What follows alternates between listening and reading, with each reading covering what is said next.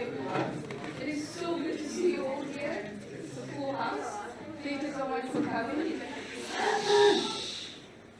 My name is Esethu, and I'm a master's student in the department, master's in sociology, and I'm delighted to be here today. Thank you, Ilana. Today's seminar, we have a wonderful Dr. Patricia Hamilton. She's a sociology lecturer in the Department of Sociology and Social Anthropology. Dr. Hamilton's research interests lie at the intersection of Black feminist theory and parenting culture studies. Her next project is an intersectional analysis of parental leave use and development in the UK. The project is funded by a Marie Sklodowska-Curry Fellowship. I hope I said that right. Dr. Patricia Hamilton today is presenting a paper titled "These People Have Seen This in Our Cultures Back Home, How Black Mothers in Canada and the UK Reclaim Attachment Parenting." So Dr. Hamilton will present for 40 to 45 minutes, and thereafter we'll have a question and answer session. So please welcome Dr. Patricia Hamilton.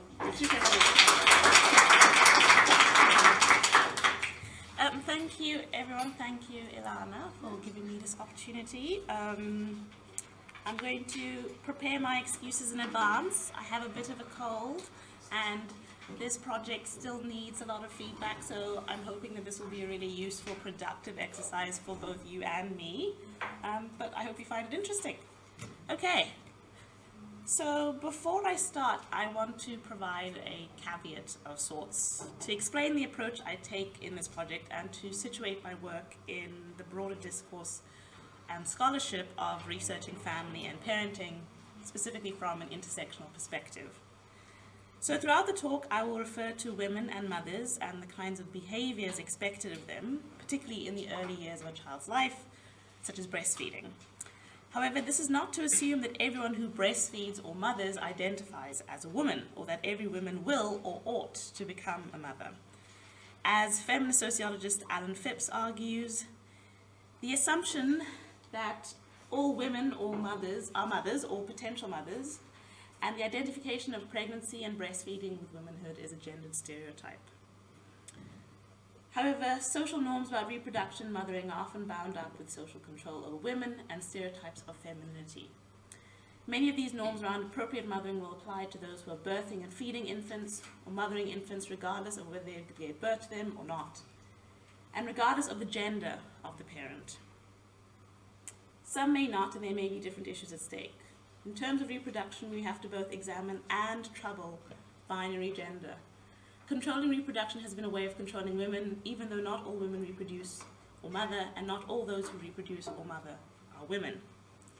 So it's from this standpoint that I examine parenting, or more accurately, mothering, as a social and cultural construct infused with multiple and often contradictory ideas that shape and constrain individual behavior.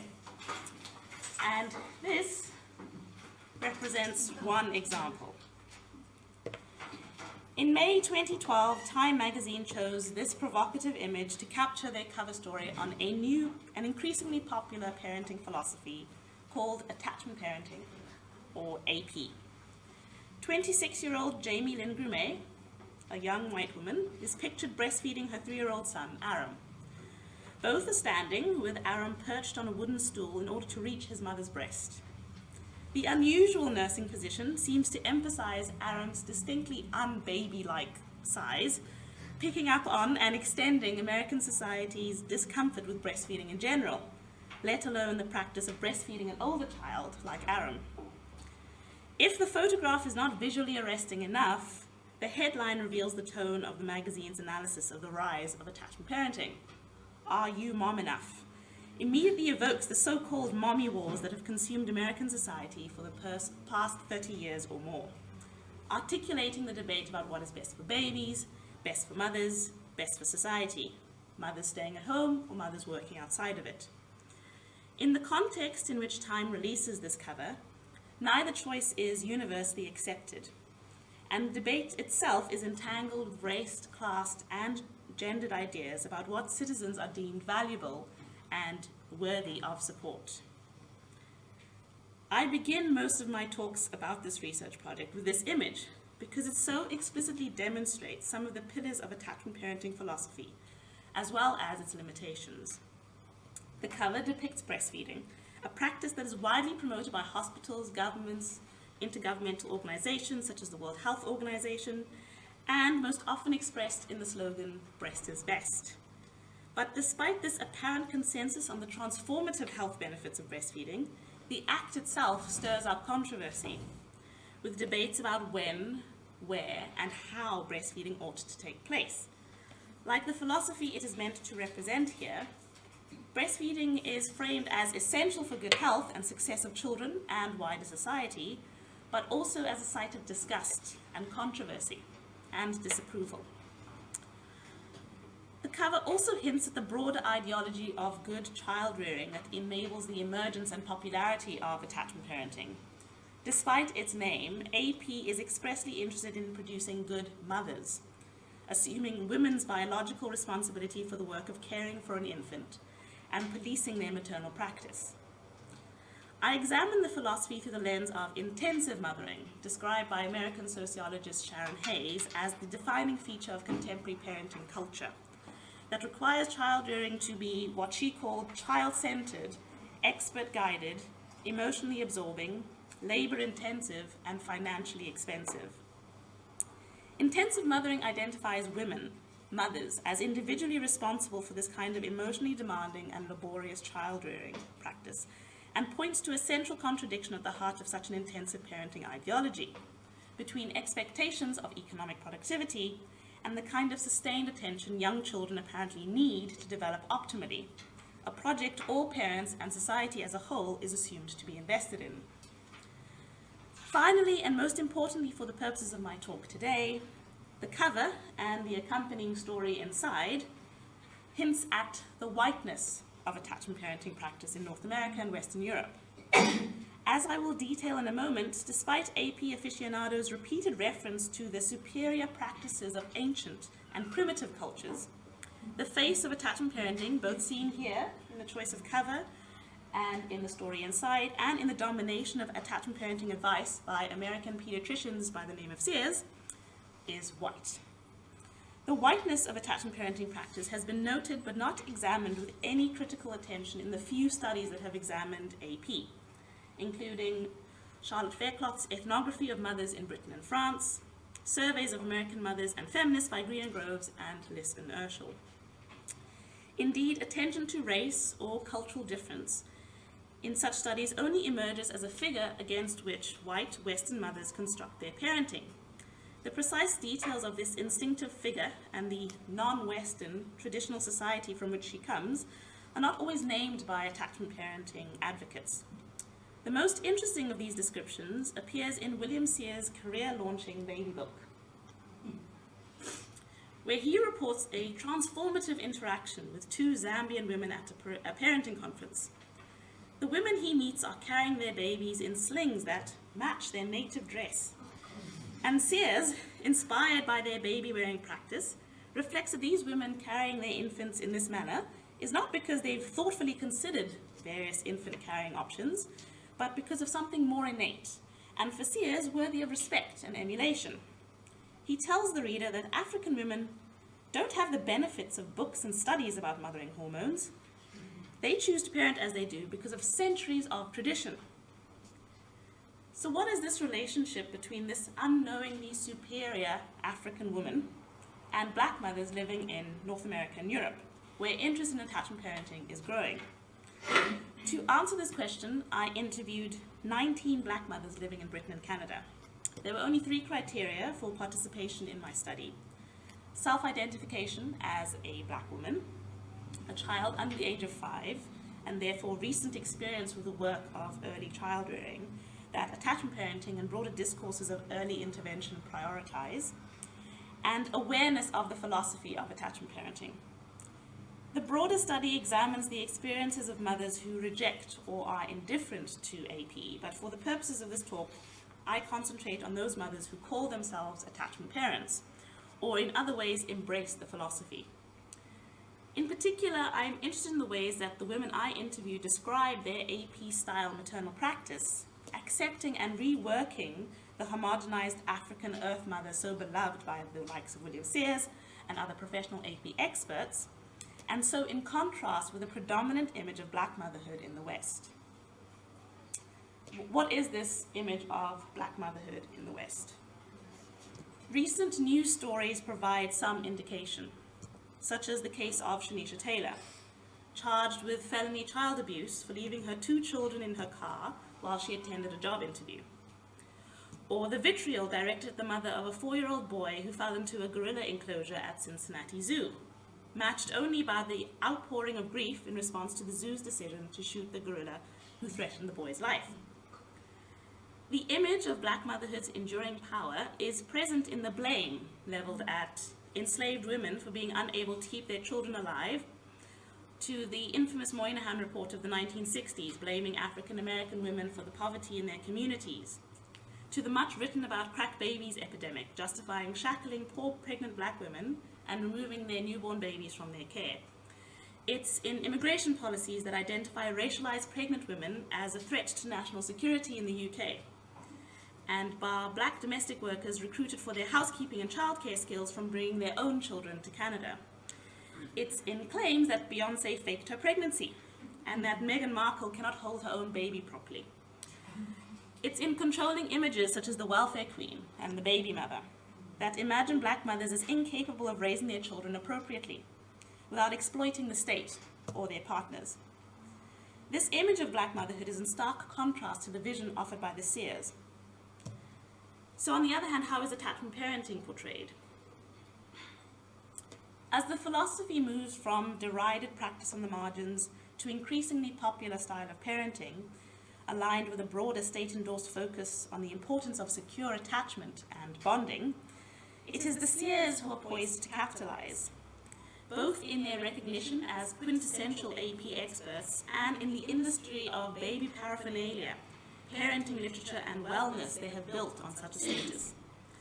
The Sears attachment parenting expertise is articulated through a complex hybrid of scientific evidence and this nebulous enduring power of nature, with Africa sometimes standing in as a familiar example of this nature, this superior ancestral and traditional practice.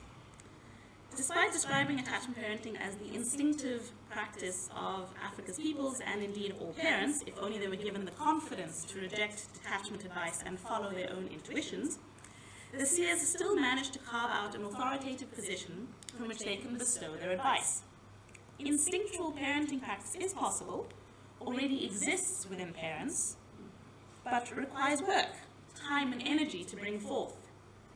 A project the Sears are especially able to facilitate with their, quote, 30 plus years of parenting their own 8 children and observing moms and dads whose parenting choices seemed to make sense and whose children they liked. In their introduction to their Bible on attachment parenting, the Sears affirm their role in the communication and construction of AP as good parenting. It is through their eyes, their judgment, that the appropriate tools and results of attachment parenting are determined. It is children they liked that are deemed worthy examples of the powerful effects of AP practice. Women in Zambia, Uganda, China, Bali of ancient times similarly serve as useful examples of the positive consequences of attachment parenting, but not as experts in their own right. As women merely following a cultural script, they are not pictured as capable of choosing AP. That choice is only available to Western mothers.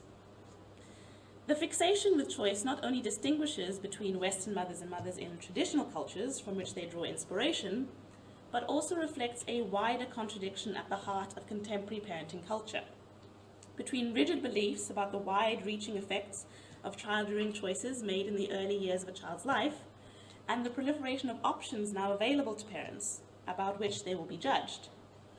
The thousands of parenting books, forums, and websites require careful deliberation and consideration. Should your baby's pram face outwards and reap the benefits of exposure to a diversity of images, colors, and patterns? Or should the pram face the parent, allowing the baby to feel secure in the familiar contours of the primary caregiver's face?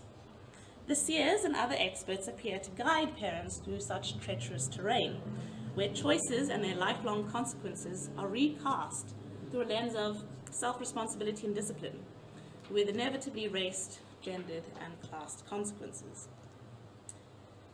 So it is in response to this fetishization of choice and its disparate consequences for racialized citizens that the experiences of black women in Britain and Canada offer an insightful intervention.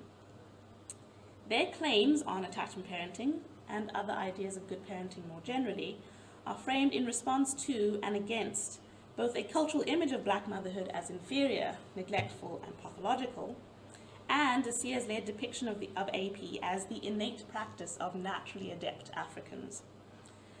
I wish to draw connections between these two images, pointing to the ways that both strip black mothers of agency and autonomy in their mothering practices, and isolate their experiences from the wider context, neoliberal, globalized, arranged in gender, race, and class hierarchies, which informs them. The complexities of black maternal practice that such images elide are the central concern of my project. So in this talk, I detail the different mechanisms the mothers I interviewed used to cement their claims on attachment parenting and their consequent status as good mothers. From statements that AP is just parenting to a more forceful declaration that retrieves the philosophy from the Sears homogenizing hands, albeit not in always progressive ways. Indeed, the claim that AP is just parenting was a common refrain among the AP following portion of my sample. Consider the following statement from interviews with women in Canada and Britain. So we have Margaret, who is keen to talk about and confirm her AP practice. Who has Margaret? Please read. Okay. Yes. Margaret. I would say that I am an attachment parent, but I can't imagine any other way to be a parent. Because it seems like attachment... Sorry, just the first one. Sorry, just the first one. Okay. Sorry. Save it for later. Thank you. Thank you, though. Who has Tracy, who was on maternity leave with her 5-month-old daughter when we met? Thank you. We don't use that word. We don't use attachment parenting. We call it parenting. Thank you. Stella, who told me that her 4-year-old was about to start her own business. Who has Stella? I know it's called attachment parenting, but it's not really attachment to me. It's just what I felt was natural, you know? Thank you. Harriet, who attended the interview wearing her newborn daughter in a fabric sling. Harriet said I hadn't heard about it until I got pregnant with my first son, but I remember reading the kind of principles behind it and thinking that they just seemed like the obvious for me. That was like natural to me. Thank you. Demeter, who was among the most committed champions of AP. Who has Demeter? But really, I'm just parenting. I'm just doing what's natural to me or what my mother had done and, what my friends who had children before me had done and I identified with. Like, this is something I want to do. If it's called attachment parenting, then that's its title. Then yes, I didn't set out saying, okay, I'm going to look up what this is and do it that way. I actually just did what I thought was best or what I felt was natural and would help me grow. Thank you. And Eleanor, a mother of 3 whose commitment to AP extended to homeschooling her 12, 6, and 4-year-old children. Yeah, and then we think attachment parenting. But I've been doing this all along, so I don't know. It's a weird concept to me. And I find a lot of other black moms say the same thing, like I should just do parenting. Because that's what we just do. But then I guess you have to find a title between that method and the method that is more mainstream, such as bottle feeding and formula feeding and all that kind of thing. Thank you. The women's claims on AP as just what they just do are entangled with and justified through specific ideas about what attachment parenting is and where it comes from. One interpretation of their assertion that AP is just parenting is to read it as aligned with the Sears and other AP experts' imagined instinctive traditional or African mother, who merely follows a cultural script, in contrast with her discerning counterpart in the West. To deploy the language of nature to describe their parenting choices, as Stella, Harriet, and Demeter do, risks reinforcing such an image of African women displaced in Britain and Canada who through parenting invoke their natural inclinations, unthinkingly. But their parenting is not without thought. Harriet tells me that she read about the principles of AP when she was pregnant, and she is not alone. Despite the women's assertions that it's just parenting and it's natural, Most of the mothers reported reading some parenting books, while a few also attended classes or reported an educational or professional background that involved or required expertise in child development. At the same time as attachment parenting was just natural and what friends and family did, it was also the subject of research and thoughtful deliberation. Demeter, who called herself a researcher, later elaborated on her mother's AP practice. Demeter? You know, when I think about it, you would say my mother was an attachment parent, though she never would have heard that term and she wouldn't have said I'm an attachment parent. She's not alive now, but she knows the same thing. I was breastfed until I was 2 years old. I was in the bed until I was like 5 and 6. She would have done a lot of these things. She was a baby-wearing person. She was an exclusive breastfeeder. She had all natural births. Though they were in hospital, they were all natural, and that was her decision. Thank you. Even as they framed their attachment parenting practice as a natural consequence of their instinct or family backgrounds, choice featured strongly in the women's narratives. Like the Sears, they used the instinctive framing of AP as a protective strategy, justifying their decisions, especially against what they saw as mainstream parenting practices. As the vociferous response to the Time magazine cover's depiction of extended breastfeeding shows, attachment parenting's status as an example of good motherhood is precarious. The philosophy encompasses the norms of good parenting, but risks pushing them too far, to the extremes of breastfeeding a 3-year-old or bed sharing with a 5-year-old. To describe AP as natural, then, as instinctive and just parenting, is to redeem its position. It cannot be extreme if it is the natural way humans are meant to parent. The choice to be natural, then, is a complex dance between stereotypical representations of Africanness, tradition, and black motherhood, and a critique of such ideas, in favor of black women's complex and deliberate ownership of AP practice. The story of Demeter's mother is noteworthy because she chose to parent in this manner. Her natural births were no accident, but pointed decisions that formed part of a larger and implicitly superior practice. Similarly, Eleanor recognizes the utility of attachment parenting, even as such a title diminishes the naturalness, the just parenting image of her own AP practice that she wishes to conjure. This title can be useful in articulating what attachment parenting is not.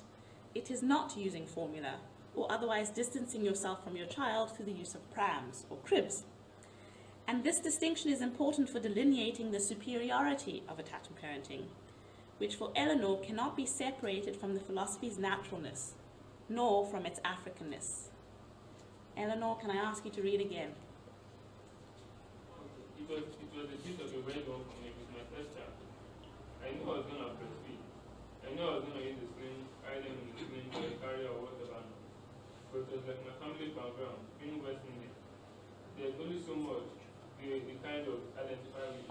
Like, it was a fad to use the sling, but it's more so the mainstream commercial, like Baby John kind of slings that you click in place, and those kind of things, and you only breastfeed your children for 3 months.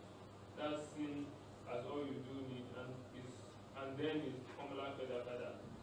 So all the kind of things I chose to do, which I knew and saw that other, I think it's more the thing that I somewhat culturally aware people did.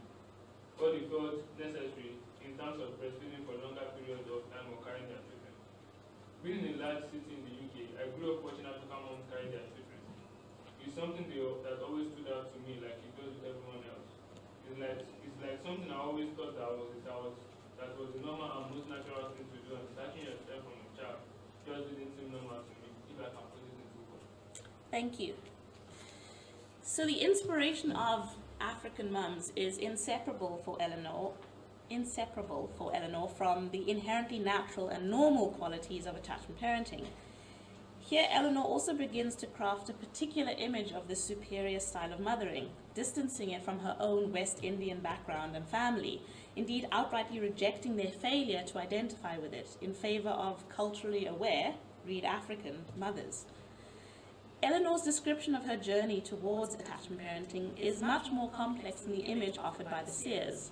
The centuries of tradition the Sears imagine African women accessing is absent in Eleanor's narrative. She bypasses family traditions in favor of self-constructed community ones, developing an affinity for what she calls African practices and approaches to parenting. Her parenting is both instinctive. She says she knew she was going to breastfeed, she knew she was going to use a sling, and the product of deliberate choice, shifting beyond enduring stereotypes of black motherhood, whether created by the Sears or perpetuated by policies that pathologize black women's mothering. As Eleanor's inspirational African mums suggest, the mother's choice to parent in an attached manner cannot be understood independently of a construction of attachment parenting as originating in Africa. While identifying African mothers as the archetypal attachment parent, much as the Sears do, Eleanor details a rift, a cultural loss that has severed the connection between Africa and her diaspora, between African mothers and black folk in the UK and Canada. Eleanor, one more time. I feel like a lot of the information about attachment parenting is obviously there, but because we don't see ourselves in it, we don't necessarily take it on and we assume that it's the right thing. Not realizing that these people have seen this in our cultures back home, whether it's in Africa or the Caribbean. We are not so much in the Caribbean, because like the Caribbean have been indoctrinated in a certain way because of slavery and stuff. So I feel like other countries like, and I don't know, the Mediterranean or South America and those kind of places. When they go to these places and Asia, when they go to these places and see these things and then they think, oh, that's a good idea. And they take it on themselves, and yes, we have been doing it for longer. Thank you. Eleanor categorically locates the philosophy's origin in Africa, as well as South America, Asia, and those kinds of places. But AP is a practice of the indigenous populations of such places and have been engaged in for long, echoing the centuries of tradition the Sears identify, but also crucially distinguishing it from white AP practice. Such a distinction is not for the benefit of those white mothers who choose to attach and parent, but instead undermines such a choice, recasting it as a form of theft. This complex rendering of attachment parenting disrupts the Sears' narrative work to establish their ownership of attachment parenting. Their own reference to inspiring African mothers is now enmeshed with a distasteful cultural appropriation, remaking AP as a white thing. Eleanor's claims of ownership of attachment parenting also offers this whitening of the philosophy as an explanation for how and why black communities in the UK and elsewhere do not parent in this way, a point I will return to later. I want to turn now to the language of home Eleanor uses to try to understand how such language draws on and challenges dominant narratives about where black people, and therefore attachment parenting perhaps, belong. In both the UK and Canada, blackness marks a lack of belonging and indicates true affiliation with some other place, to which black people are meant to return, especially when they try to claim the benefits of citizenship. In post-racial Britain and Canada, the spectacle of celebrating diversity and inclusion is eclipsed only by the hostile environment that undercuts black communities' entitlements, legal and otherwise. I want to suggest that attachment parenting, or at least the Sears version of it, does similar work, respecting and appropriating AP practice as it exists elsewhere in order to best transform it into good parenting for the white middle-class British or Canadian mother. To describe AP as originating in Africa does not undermine the Sears' ownership of it in the United States, where such ownership matters. Indeed, it bolsters it.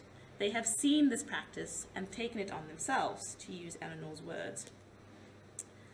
On first reading, Eleanor merely echoes this description. Attachment parenting has been taken from our cultures back home.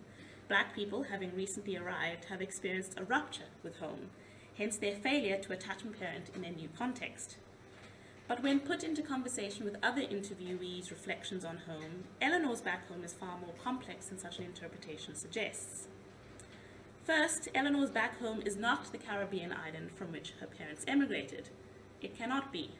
The Caribbean has produced indoctrinated black people whose cultural practices must be distinguished from Africa's.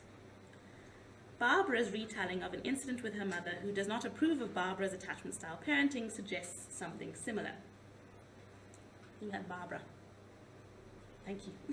I was at my parents' house and I think I was washing up, and I had my daughter on my back and my mother was in the next room. And my mom kind of said something like, oh, these two, my daughter and her husband, they're always carrying this child around, and I don't know if it's back to Africa or what it is, you know. So So it's almost like she kind of found it humorous, a bit of sort of like, maybe a bit of baffling. And there's a slight notion of the child has too much hair, like she's going to be used to being mouth. Thank you. Barbara's mother, who also claims Caribbean heritage, offers an astute example of Eleanor's allegedly indoctrinated Black Caribbean.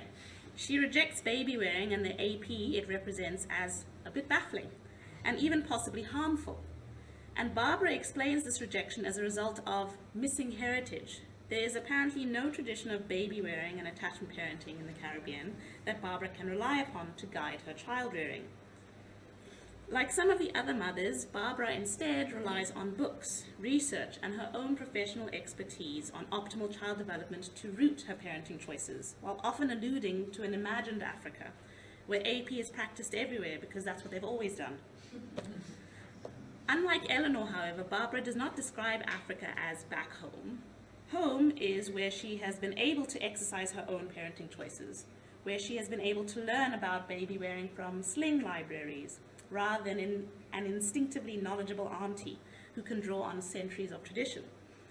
Home is where her middle-class position, much worked for and only recently attained, affords her the opportunity to purchase a variety of slings to determine which style is best.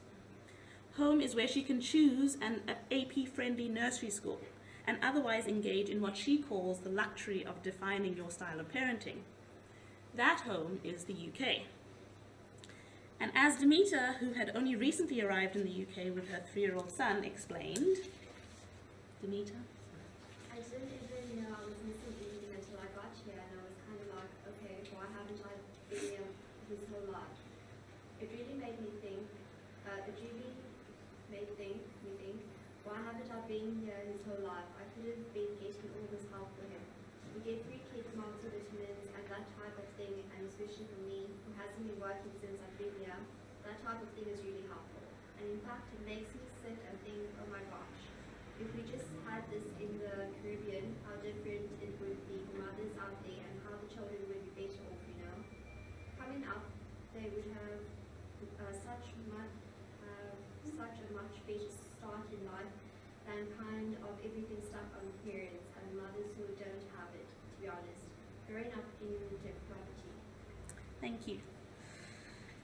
The kinds of parenting choices that living in the UK enables this much better start is not taken for granted by Barbara or Demeter. Just as they accept individualized parental responsibility for their children's well-being, they also name the state's share of the burden.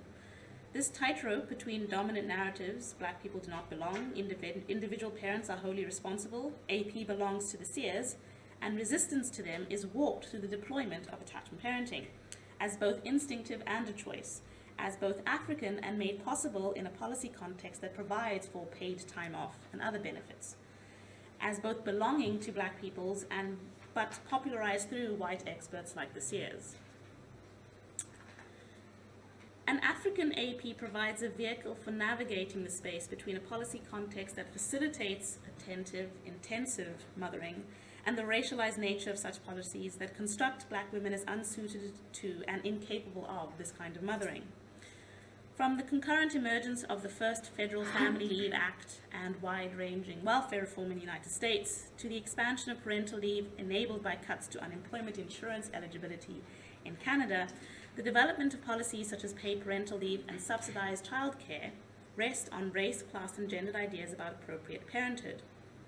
Certain kinds of mothers are understood as deserving support to stay at home with their children, while others, particularly black mothers, are encouraged to return to work as soon as possible, or penalized as in the case of Shanisha Taylor.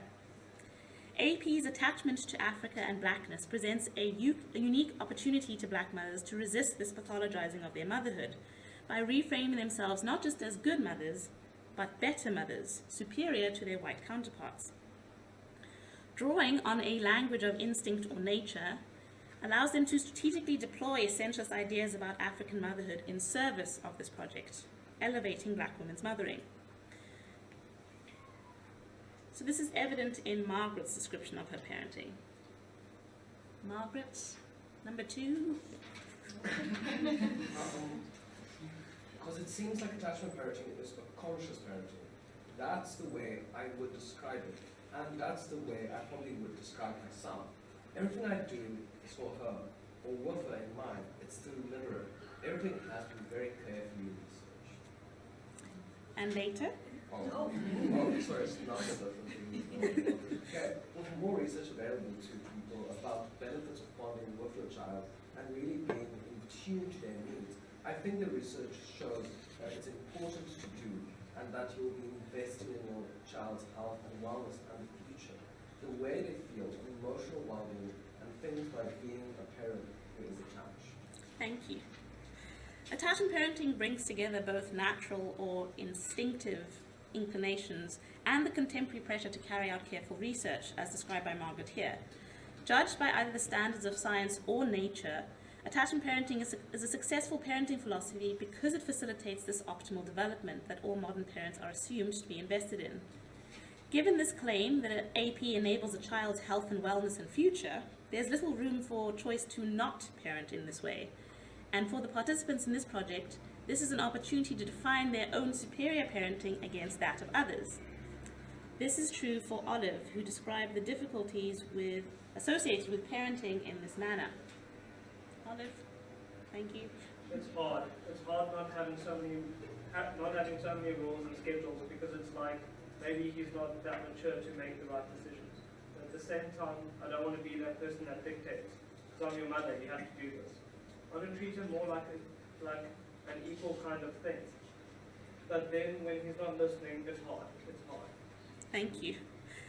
Other mothers described attachment parenting as this all-consuming activity involving wearing your baby on your body at all times, sleeping in the same bed as them, responding to their every cry, breastfeeding on demand, remaining ever conscious and alert to their needs. While they acknowledged and sometimes even complained a little about the engrossing nature of this parenting style, ultimately they believed that such a sacrifice was worthwhile for the benefits that AP could generate for their children. Such themes of sacrifice are common both within mainstream ideologies of good motherhood, but also among ideal black motherhood ideologies. But I want to suggest that they take on new meaning when deployed in this contemporary context.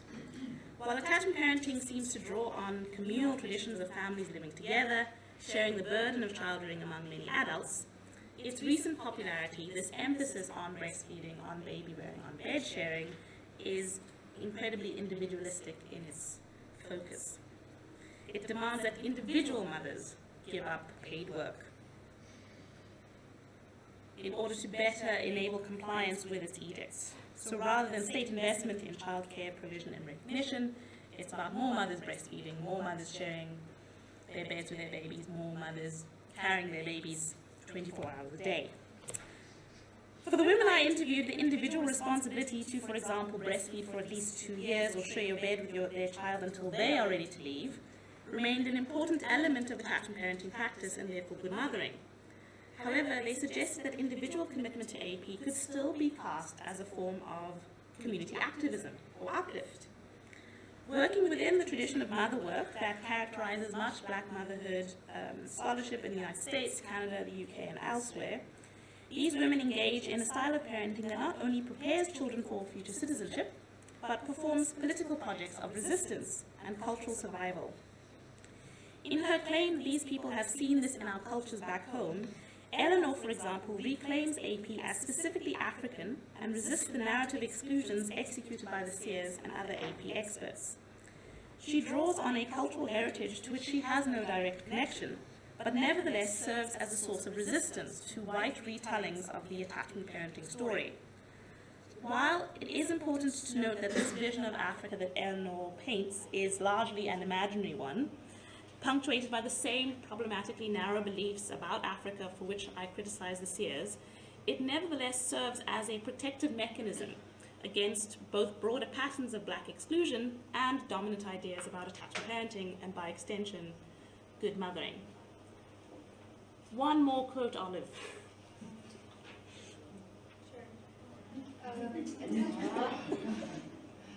Attachment parenting is just not common, and I don't know why. Maybe they don't know about it, or maybe it's not the priority kind of thing, like I said. I think just culture or how we were brought up, the norm is just put them in school, And maybe our parents, not being into attachment parenting,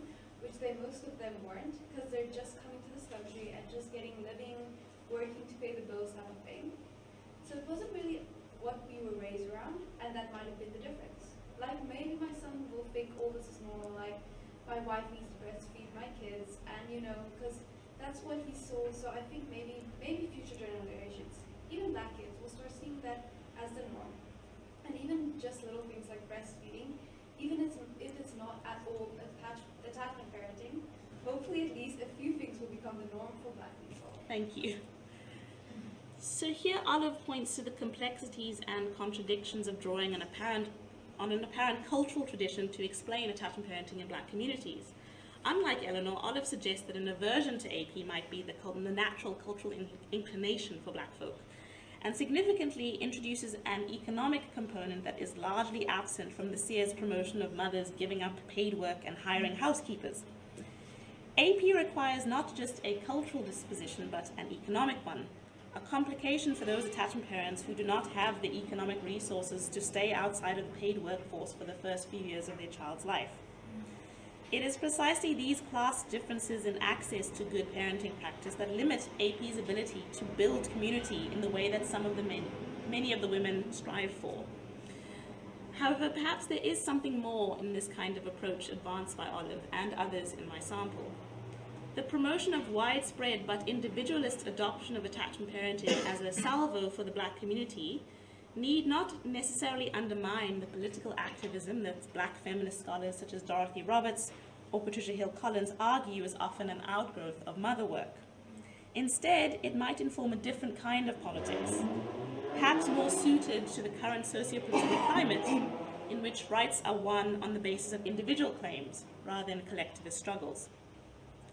That Olive, Eleanor, and others advance a simultaneously collectivist and individualist argument might engender new forms of social justice and activism. So by drawing on narratives of nature, instinct, choice, Africa, the mothers I interviewed resist the Sears stereotypical construction of them as unthinking captives to a monolithic idea of culture and tradition. Their complex negotiation of their position as black women in Britain and Canada, and thus framed as not quite belonging, as women with Caribbean heritage and mixed ideas and feelings about the implications of that heritage, as women grasping for a connection to Africa and a sense of pan-African belonging, and as racialized mothers who must manage widening and ever more specific responsibilities for the optimal development of their children, these women explode any simplistic rendering of their maternal practices. Their work to take back attachment parenting suggests a refashioning of dominant ideas and images of black womanhood and motherhood, especially as they are located in the West. This is not to overlook the ways that their narratives uncritically accept homogenized and romanticized notions of Africa, or reinforce racialized responsibilization of citizens, particularly mothers, in a post-racial neoliberal parenting culture.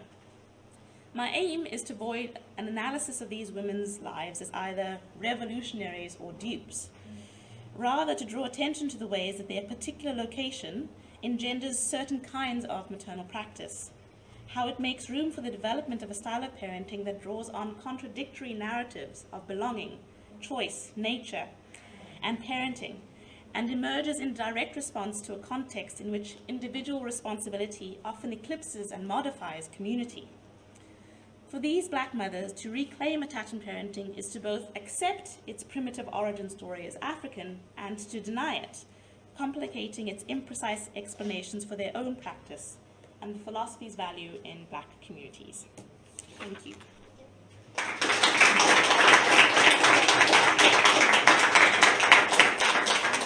Thank you so much. That was a very interesting. Thank you, everyone, also for reading the quotes. I appreciate it. I know there are a lot. Yeah, I'd like to invite questions now, but I want to go first. Chair's prerogative. Yeah. This AP, attachment parenting, the philosophy seems to just zoom in on women and mothers. There's this essentializing of motherhood. I'm wondering if the women in your study, assuming that some of them work, had partners or were married, how do they grapple with the division of parenting labor? Do they speak on the role of their spouses, their fathers, and in child rearing? That's a really good question, and was one of the major themes of my thesis, and hopefully for the book too. And yes, absolutely, because it focuses so much on mothers, there was a sense that fathers didn't really have a place. If they did have a place, it was to be to play a supportive role. So for instance, one of the participants reported that she spent months trying to establish breastfeeding, and that meant she did absolutely nothing else in the house. So her husband stepped up, to use her terminology, and did all the cooking and the cleaning and registered their child's birth, etc. But her responsibility was to maintain this care for the child. So the division of labor was always, even in instances where I sometimes ask them, how would you describe the division of labor in your household? And they'd say 50-50, but then we'd get to the conversation, and by doing practices like sharing a bed with their baby, that meant often that the husband or spouse would sleep in a different room, which then meant who does all the nighttime labor? Surprise, surprise, it's the mother. So even in scenarios, especially in Britain and Canada, where both, because of parental leave changes, both parents have access, fathers do have access to leave opportunities, but mothers were not willing to give it up, which I can understand given the pressure, because that pressure gets placed on women as mothers, not on fathers. This kind of pressure about breastfeeding and babywearing and bedsharing is not directed at men. So unsurprisingly, they were unwilling to give up any sort of access to leave. Thank you very much. It was a fabulous presentation. My question is about AP schools that you mentioned. How do they work? All right. Oh, yes. Oh, sorry, yes. So because the Sears acknowledged that even though in the ideal scenario a mother would give up paid work and stay home with her children, there are some scenarios in which that might not be possible. And so you would have to try to find a caregiver, so in this case, I'm talking about nursery schools in particular, that would adhere to those same kinds of guidelines. So are they led by the child? Do they force children to sleep when they don't want to sleep? Do they perform things like controlled crying, so letting the child cry it out as opposed to responding to the child every time they cry? So ensuring that your caregiver also meets those same standards. And then that also then expands to making sure your family members also agree, because then they can't look after your baby if they don't also agree, which then reinforces in the sense that now you are the only one doing all the childcare, because you can't trust anyone else to parent in the same way. I just wanted to say something on the whole sleeping with a baby thing. Okay? Yes. So I'm ready to not sleep with my mother. Okay. Fair enough. And I do. Okay. I'm fine with it because I find it totally normal. I can, because we do have a second mattress, which I can just put up in the lounge, but I don't, because I like sleeping with my mother. Yes. So I don't find anything wrong. Oh, I don't either. I don't either. I think it's a good thing. Yeah. My concern is when there's pressure that you don't have a choice, that you have to sleep with your baby. That's the problem. If you want to, please feel free. Yes.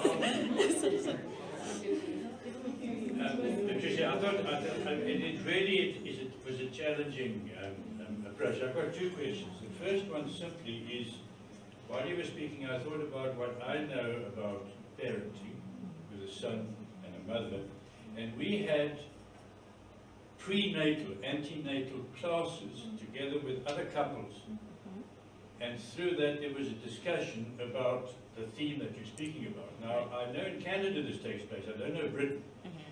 Was that one of the factors influencing a number of your respondents?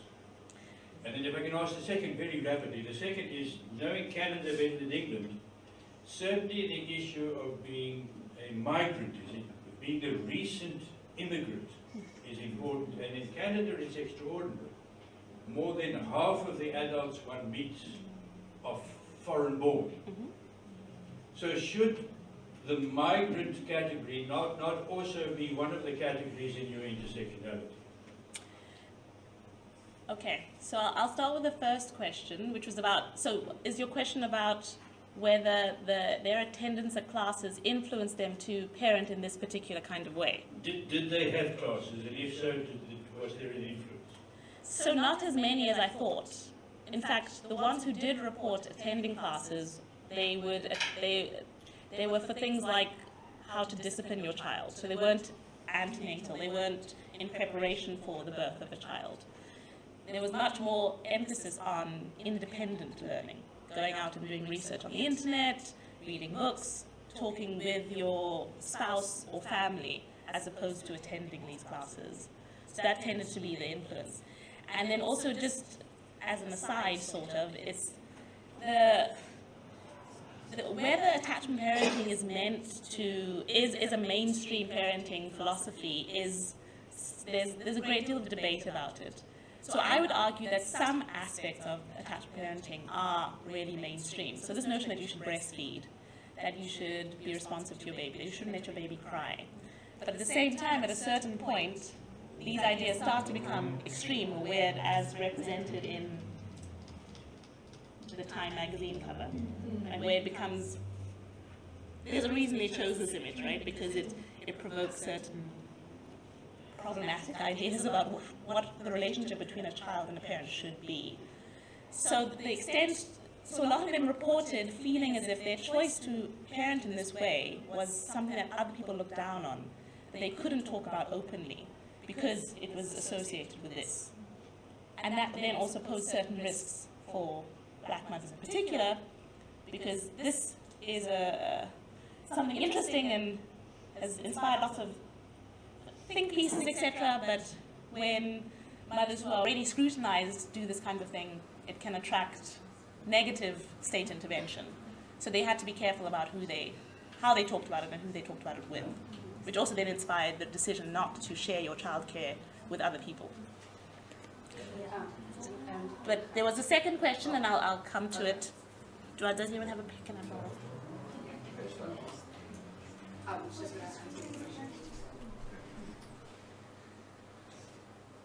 Sorry, Simon, what was your second question? Migrants, right, yes, migrants, yes. And there are many more migrants in Canada as adults than in Britain. I don't know Britain that well, but certainly it's extraordinary in Toronto. I mean, I was recently in Toronto. I agree, Chinese, Asian, African, it's extraordinary.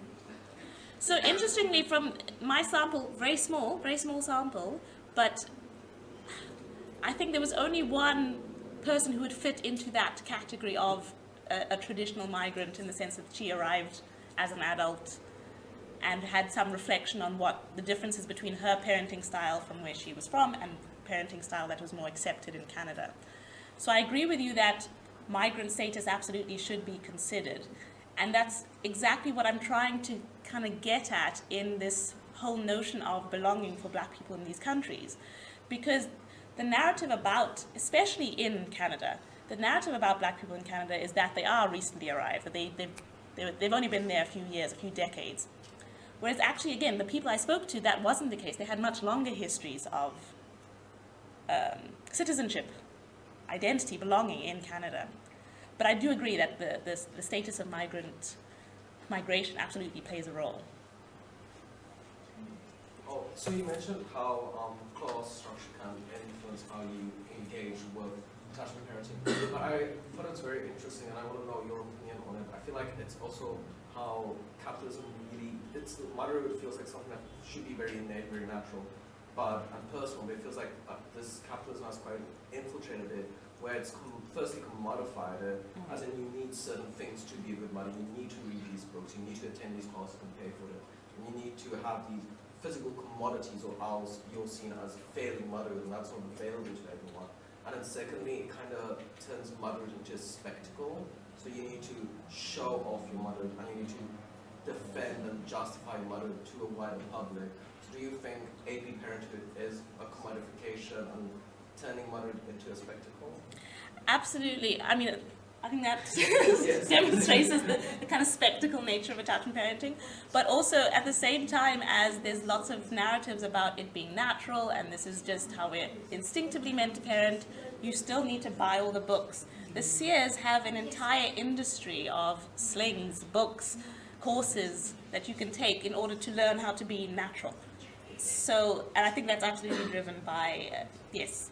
We're going to take Hayek, Lloyd, and then Bernard. Patricia, thanks. Very exciting, very interesting. My question is around your the theoretical influence on your life. You said at the beginning that you're influenced by black feminism.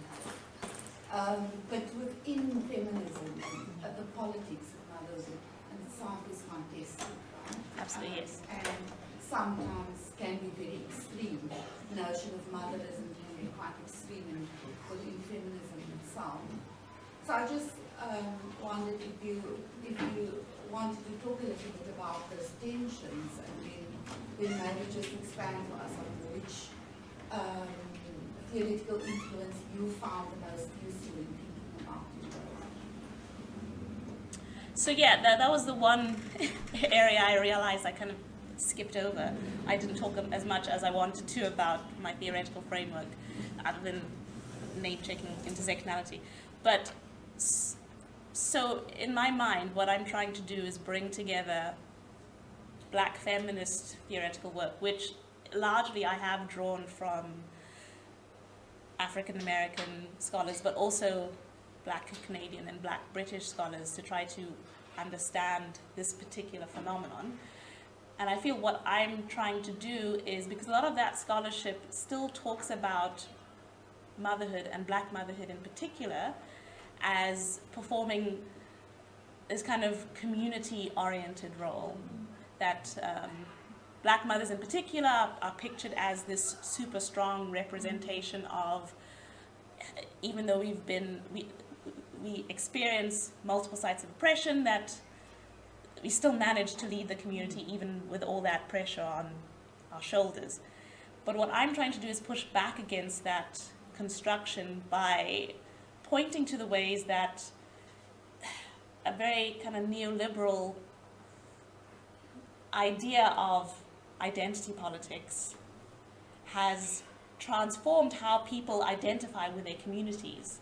So this notion of getting together and sharing childcare just isn't as possible given our contemporary context. And that was that was proved to me by the women I spoke to. And that's partly why they're so interested in attachment parenting, because it's trying to do both things. It's trying to both appeal to this notion of community, but still allow for some buying into this individual responsibility for the well-being of your children. On that's on one side. And then I'd say the other theoretical drive for me is looking at parenting culture. So not necessarily motherhood. I've tried to dodge the feminist debates about, mainly because I find that you can get bogged down by conversations about whether we should use, I talked about this a little bit in the first year course I taught, but bogged down in whether we should be using the word mothering to talk about parenting, and I'm not really interested in those debates. I'm more interested in why now, why has parenting become invested with this great amount of significance and interest? Why has it become about the minutiae of every single decision you make?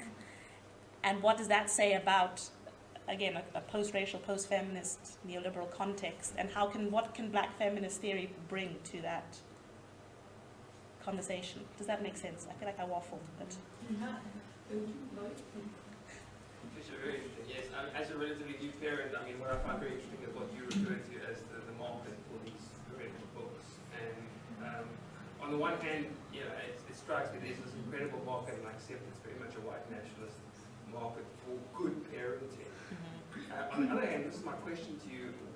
My wife and I, we came across this interesting book on ethno-pediatrics. My question is, have you come across this too, and what do you think about it? And on the one hand, it struck me as a kind of a laudable attempt to try and look beyond the kind of national framing of I'm an expert, so-and-so PhD, particularly about parenting kind of thing.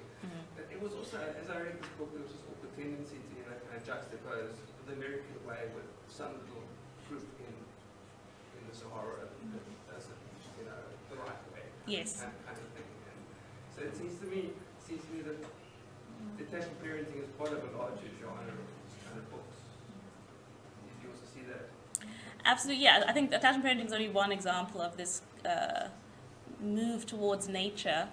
It seems as a retreat from the fears that science can't answer all our questions, so what else do we have to turn but nature, which seems as a reliable source for this kind of advice, this kind of guidance. But yes, I think it is absolutely a larger phenomenon. So what was it, ethno-pediatric? I've never heard of that. Apparently you feel anthropology as anthropology, but We don't know.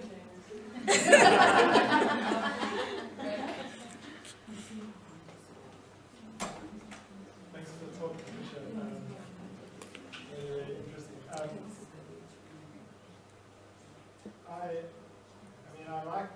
like all of it, but I wanted to just ask you around the kind of some of the dimensions of attachment parenting and the sense of that individuals have to do their own research.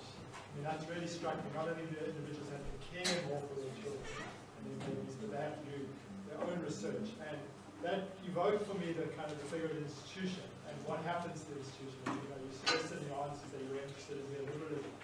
But I'm kind of wondering, both Canada and Britain, as opposed to, say, the United States, these are societies with supposedly relatively good public health systems.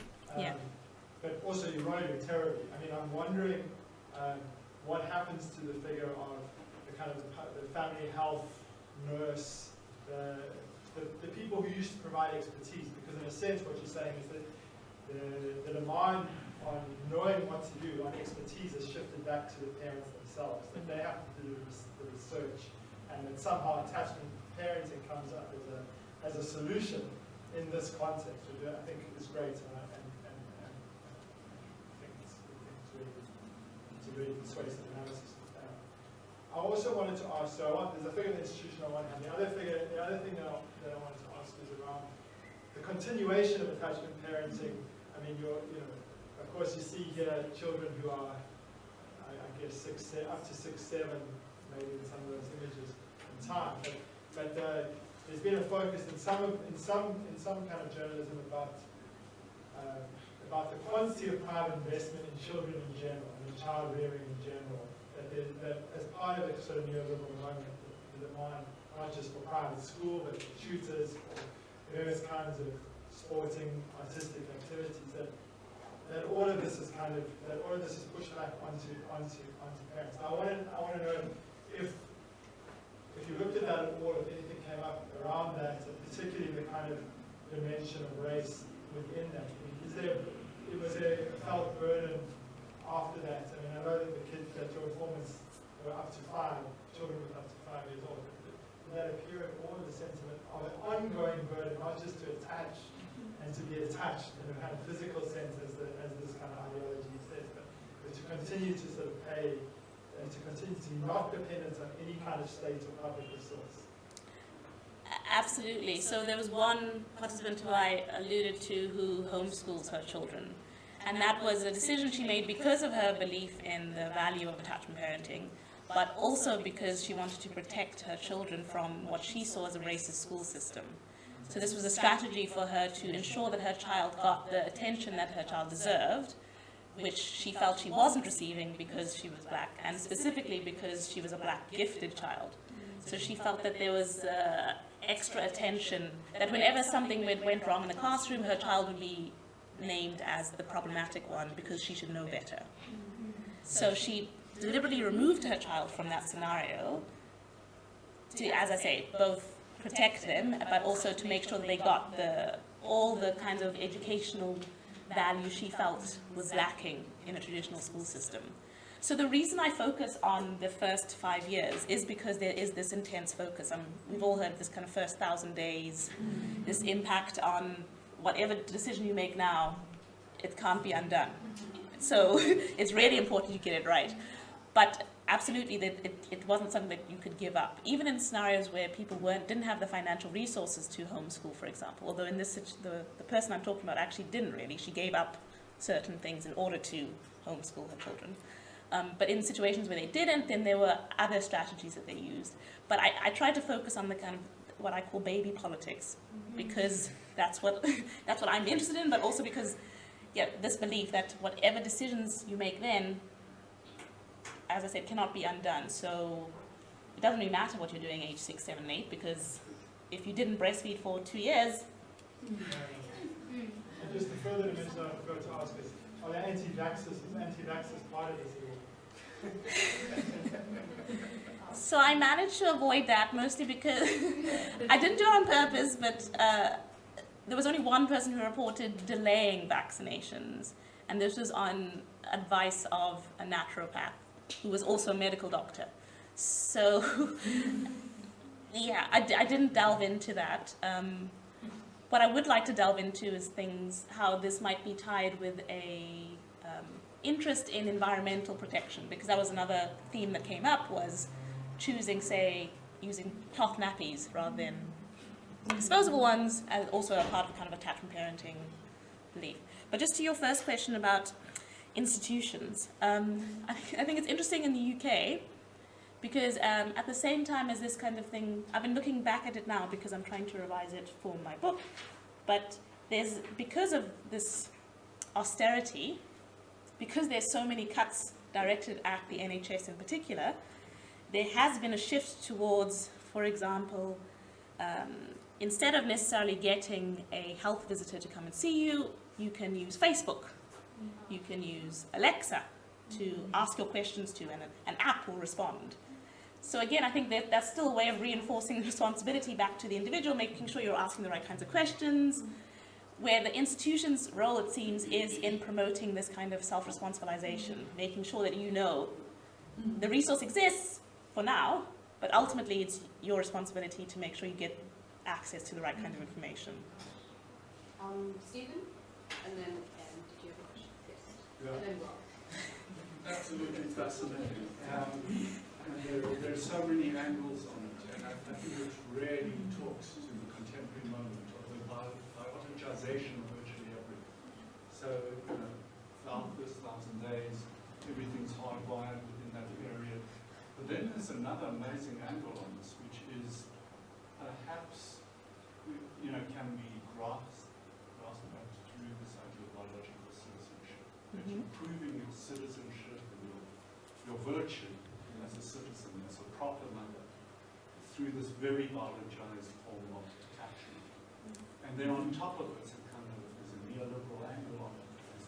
Do DIY mothering, do it yourself mothering. So you have to make the choice. There's no nanny state. So it's a very neoliberal form of eugenics. Absolutely. And that's, so it goes into so many aspects of the contemporary moment. So I find it really extraordinary, because people have written, you probably know Nicholas Rose, on responsibilized citizenship and coming up with AIDS and various, he looks at it, as a kind of, governance at a distance, really. So it is pushing it back on absolutely to do all this. And so there's a question around your interest in baby politics, but I'm interested in the broader question of politics. So it seems like politics with a capital P, collectivist forms of politics, seem to be vanishing within this site. It's up to the individual mother to look after her child by proper attachment. And how do black feminist activists, theorists think about this? Because it has a very hyper-individualist thread running through it. So we have to talk about the question for a little bit. So I think this is what's really interesting, and this is what continues to bring me back to this project, is that even with this emphasis on individual responsibility, even on this emphasis on you as an individual have to breastfeed, have to bedshare rather, these women still talked about community, still framed their mothering choices as a kind of communal politics. that this was maybe a new strategy that I feel hasn't really been given that much attention, that maybe it is through the individual that we get back to community, that perhaps the way we've thought about and constructed and analyzed community doesn't take into consideration the current pressures that have disrupted how we relate to one another, but that doesn't mean that it's gone. I don't think it's vanishing altogether. I think there's something here. I haven't quite figured out what it is, but I think there is something. Can I push it just a little bit? Please. Because one of my questions was about this question of assimilation, multiculturalism. It seems like those who are pushing this are giving it an African spin to better to culturally, your experts. In Africa, this is the way they do it, and then it's taken up by some others themselves. So is this a kind of collectivist or community-based politics, or is it a kind of form of multiculturalism, so it operates at the level of culture? So it's about, it's a question. I'm not saying it is. So again, I'm just pushing what kind of politics is it? I hear you. Yeah. I hear you. Yes. Yeah. Again, I'm not trying to suggest that they are kind of radical revolutionaries here, but I do think there is something in their continued interest in other black people, other communities. How do we get this? Because their interest in improving breastfeeding rates among the black community is something that I didn't ask them about. This is what they brought forth to me. They are invested in making sure this kind of, because they genuinely believe that this parenting style is the most appropriate, is the most beneficial, and why wouldn't you be invested? And the only reason why is because of all the XYZ reasons I suggested. So I think there is something political and something more than just, because as much as I kind of criticize the way that they construct Africa, they were quite critical in their constructions. I mean, I only portrayed one side of it here. So yeah, I think there is something there, but I take it under consideration. Patricia, could you talk a little bit about where this disgust stems from? What's the root of this disgust? The breastfeeding. That people have this aversion. Is it, is it something from the upper classes in England, for example, that filtered down? If you look at the lower classes and poor people in South Africa, there's a lot of bedsharing and so on. Where does that, can you enlighten me? Because, so I think the disgust around AP in general, I think, is a fear about dependency. And I think that I would also root this, I would link it back to, again, a kind of neoliberal focus on individual responsibility. You must stand alone. So what this kind of parenting requires is very visible dependence. There's no getting away from this being a mother-child diet as opposed to the individual taking responsibility. So I think that's part of the disgust. In terms of breastfeeding in particular, I suppose the simple explanation is about sexuality and women's role in our society, and how this portrays especially when the child is older, maybe it's starting to become too sexual in terms of the way that breastfeeding is otherwise represented as something that you do it in private with a newborn baby, as opposed to this, which is not so private. It's definitely not a newborn baby. And the fact that he's a little boy also, again, contributes to this fear around sexualizing women's bodies. Does that make sense? Sorry, we have about 15 minutes left, and I want to take as many questions as I can. Rob, could you hold up your question, please? Thanks for a really interesting presentation. And I just want to ask, there's a lot of history in countries like Britain and in America of cultural deprivation periods, which can problematise people from working class backgrounds, from black people as well, for their inadequacies as parents. Okay, for bringing up children in what is seen as culturally deprived environments, where they don't read to their children, they don't talk to their children properly, and this is seen as putting their kids at a disadvantage. And I was thinking about this in relation to attached parenting, and so, because on the face of it, attached parenting seems to the opposite, idealise that culture actually. and suggesting that there's these kind of cultural norms and values which black people are able to access, which in some ways is equated with good child-rearing practices. But of course, I mean, it also, as you kind of, I think it's explicated really well, it's also this idea of being closer to nature. It's also a very powerful racist trope. Yes. And not only, and this applies in relation to black people and also to women, it's entirely sexist and entirely racist at the same time.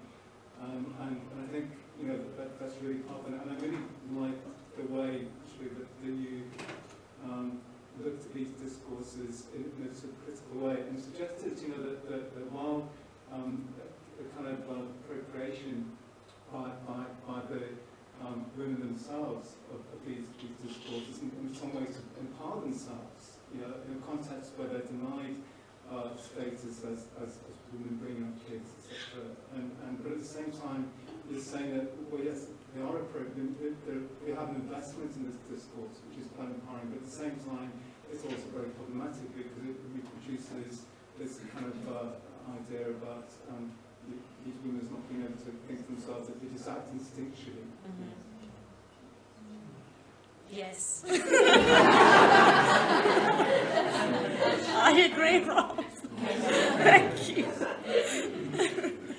just wanted to say in support of your discussion that there's still community. Because in my research, that's what I found. It's very much people are building communities in different settings. It might not occur physically as often as, say, attachment parents would like, but these mothers are still finding each other because you've got to talk to each other. And there's those baby forums and like Facebook. And a lot of the books as well, they come with apps now, right? Yes. So you're busy freaking out.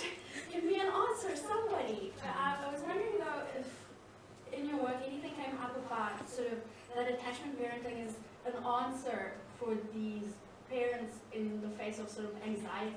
Because a lot of people who sort of delay having children, it's because you've done more, you've read more, and so then you become more and more anxious about raising a good person, Yes. right? Yeah. So I was curious just sort of how much of all of this stems in that anxiety, actually. So that didn't come up as much as I thought it would. And maybe that's because the sample skewed a bit younger, so I don't know how many of them delayed motherhood.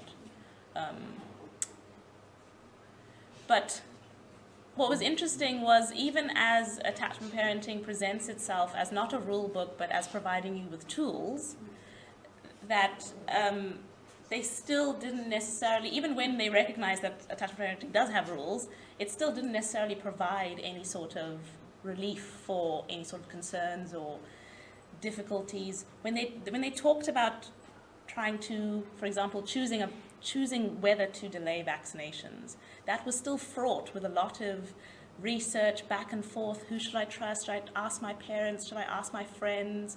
Should I ask my attachment parenting community who agree with my style of parenting? Or should I ask my parents who are a bit suspicious of this thing that I'm doing? Do I rely on my doctor? Do I specifically pay more money to go and see a doctor who appreciates alternative medicine? It didn't seem to relieve anxiety. In fact, it often exacerbated it.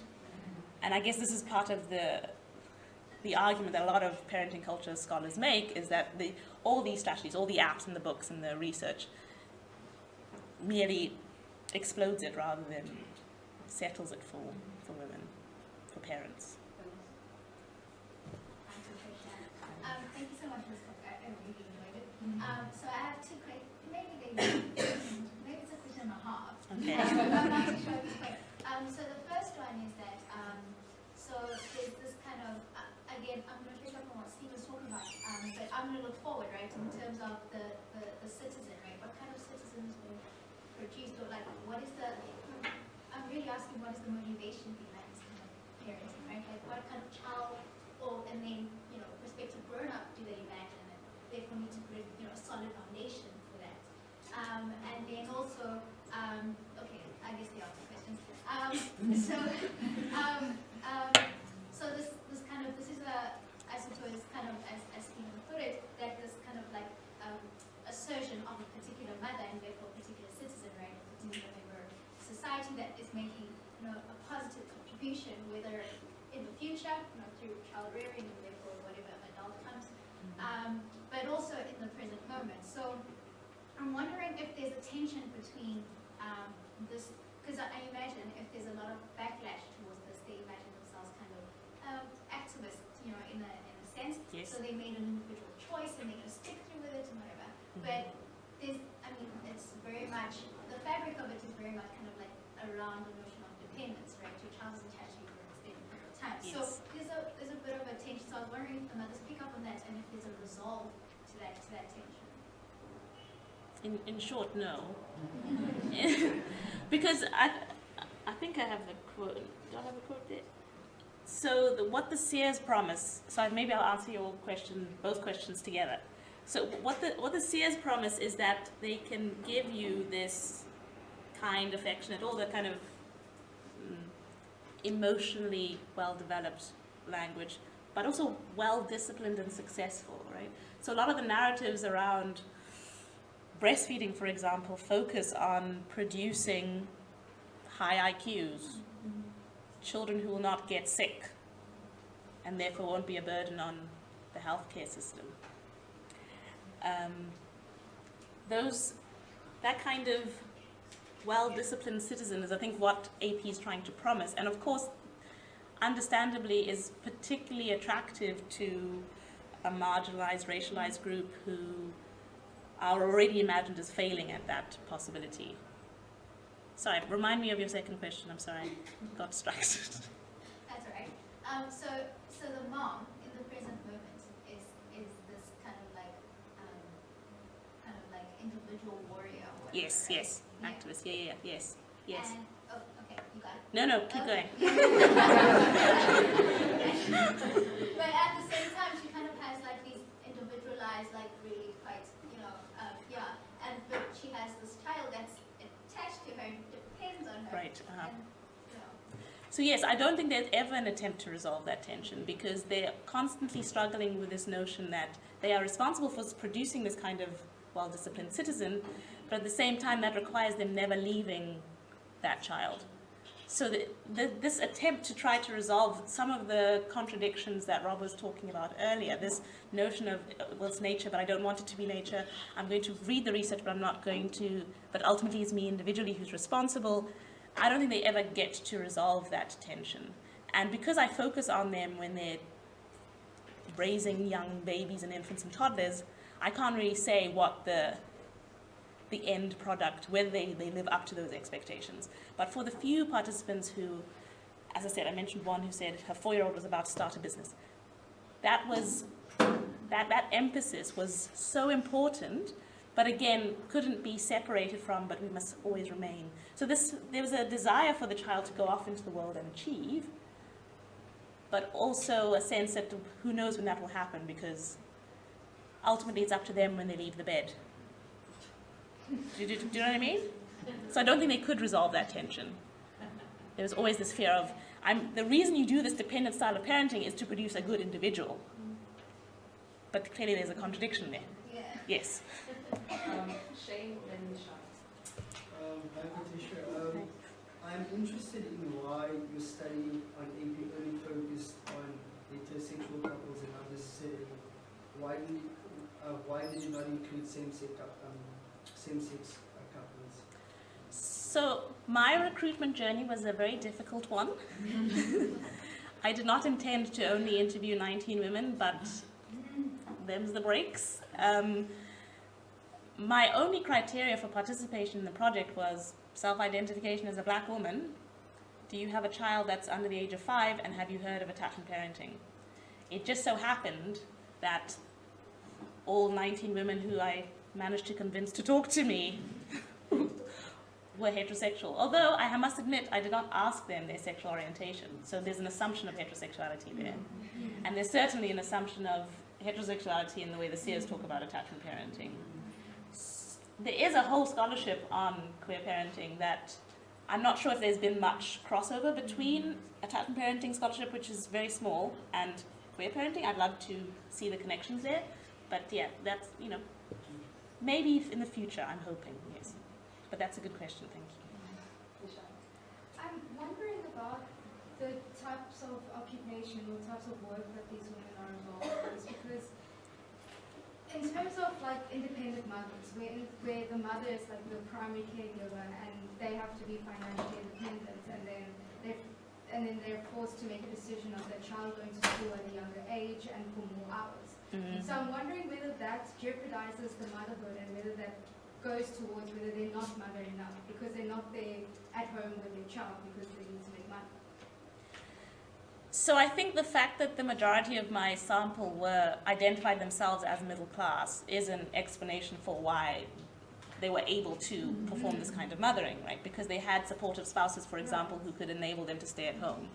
In the situations where they weren't middle class, they made financial sacrifices. So, for example, I had one participant who gave up her car because she would rather, it was more important for her to stay at home with her child than have access to a car, right? And yeah. So I don't want to deny the importance of having access to those economic resources, and that's part of the argument I'm trying to make about the kinds of policies that parental leave, for example, even in South Africa, even in the South African context, which says, A, it's not paid unless your employer happens to provide that pay. Well, then who is able to access even the measly 4 months that you get, thanks to South African legislation? Who is able to perform this kind of mothering? Yeah. Not everyone. And people who do have to make certain sacrifices in order to just get the bare semblance of this kind of parenting. So absolutely, it's classed. And that's not something I took up enough in the presentation, so yes, thank you. Are we allowed seconds? No. You had seconds. No seconds. Is the lunch next to on? Everyone's invited. Oh, everyone's invited to a free lunch. Yes. So thank you very much for the Thank you for your great questions. I'll leave that up.